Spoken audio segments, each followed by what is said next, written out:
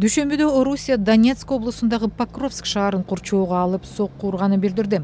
Орус коргоо министрлиги маалымдагандай, аскерлер жергиликтүү темир жол станциясын жана өнөр жай зонасын, Гнатовка жана Рог айылдарын бутага алды.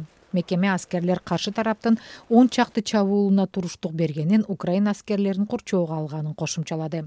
Ал эми Украин куралдуу күчтөрүнүн башкы штабы Покровскиде жана Слобожанск багыттарында орус армиясынын чабуулдарынын мизи кайтарылганын, Купянск менен Лиман чөлкөмдөрүндө алдыга жылышканын, орус аскерлеринин көбүрөөк жер басып алуу аракетинин алдын алышканын билдирди.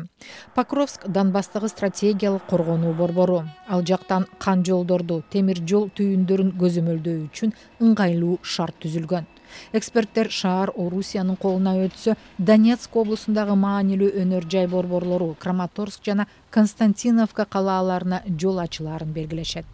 Кошуна өлкөсүнүн Донецк облусун толугу менен басып алууну көздөгөн орус армиясы Покровскиге 1 жылдан бери жылып баратат.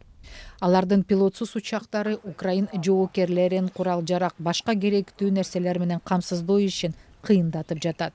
Аскердик аналитик Роб Ли Покровск маанилүү болгону менен Славянск жана Краматорск Украинанын таяныч пункттары бойдон кала берүүдө деп эсептейт. Менимче урушта 3 айдан кийин эмне болоорун алдын ала айтуу мүмкүн эмес. Азыр эч кандай прогноз жасабай турайын. Бирок Славянск менен Краматорскиге быйыл коркунуч жаралат деп ойлобойм. Менимче орустар эмки жылы аракетин ошол багытка жумшашат. Бирок Орусия Покровскини басып алса, андан кийин кайсы багытка жылышат деген суроо турат. Ли кошумчалагандай, Орусия Донецктин батыш тарабын басып албаса да, дрондордун күнүмдүк соккулары жана бомбалоолор жакын тургундардын жашоосун огобетер татаалдаштырмакчы. Өткөн аптада Украина Покровскинин аймагына чалгын башкармалыгынын атайын даярдыктагы десантын жөнөткөнүн Рейтер агенттиги булактарга шилтеме менен жазган. Агенттик белгилегендей, ал маалда Орусия украиналык аскерлерди курчоого алганын кабарлаган.